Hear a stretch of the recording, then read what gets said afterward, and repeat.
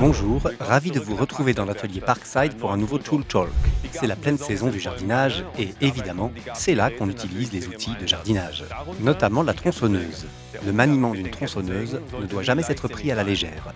Pour que vous travailliez en toute sécurité, je vous présente les différents modèles, les consignes de sécurité importantes et même quelques conseils d'entretien. Regardons d'abord une sélection de tronçonneuses Parkside.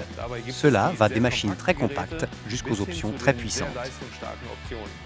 Que vous soyez débutant ou professionnel, il y a certainement une tronçonneuse qui convient à votre projet. Les modèles diffèrent par leur mode d'entraînement et leur taille, en fonction de leur utilisation. Il y a les tronçonneuses électriques à fil, celles à essence, et bien sûr aussi les versions sur batterie de Parkside. Mais quelle tronçonneuse correspond à quel projet? Voici quelques exemples. La tronçonneuse élagueuse est adaptée aux branches et aux petits troncs.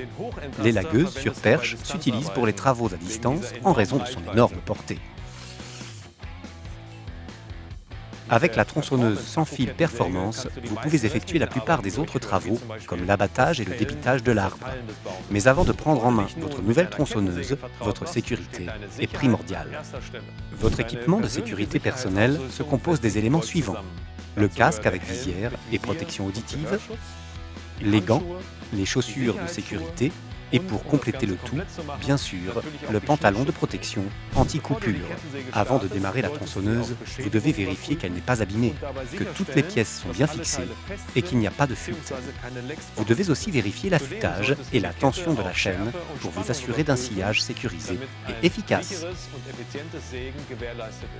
Pour guider la tronçonneuse de façon sûre et contrôlée, je vous conseille d'avoir une position stable et de toujours la tenir à deux mains. Veillez également à respecter une distance de sécurité adéquate par rapport aux personnes et aux objets. C'est comme ça que vous pourrez vous protéger au mieux, vous et votre entourage. C'est particulièrement important lors de l'abattage d'arbres ou de la coupe de branches. La tronçonneuse doit être démarrée conformément au mode d'emploi, ce qui veut dire sécuriser la tronçonneuse, vérifier les fonctions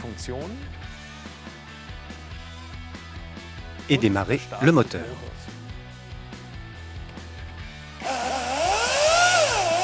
Même les professionnels savent qu'ils ont besoin de toute leur concentration et de toute leur attention pour manier la tronçonneuse. Par ailleurs, il ne faut jamais la laisser sans surveillance. Et maintenant, je vais vous montrer comment bien entretenir votre tronçonneuse pour que vous puissiez en profiter le plus longtemps possible. Pour ça, vous devez la garder propre et vérifier régulièrement l'affûtage de la chaîne et les niveaux de remplissage. Avant de vous montrer comment vérifier et changer la chaîne, je vais commencer par retirer les batteries. Pour changer la chaîne, je n'ai même pas besoin d'outils avec cette tronçonneuse. J'ai un gros bouton de fixation et un petit bouton de tension. On commence par retirer le capot en plastique. Puis on retire le guide. Ce faisant, je vérifie que le guide n'est pas abîmé. L'étape suivante consiste à placer la nouvelle chaîne avec le guide dans la bonne position.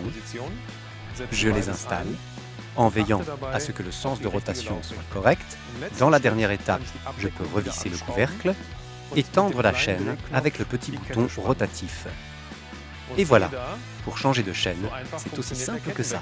Comme vous le voyez, il y a énormément de choses à apprendre sur les tronçonneuses. Le mieux, c'est de vous familiariser avec votre tronçonneuse et de vous attaquer à votre prochain projet. Vous pouvez le faire.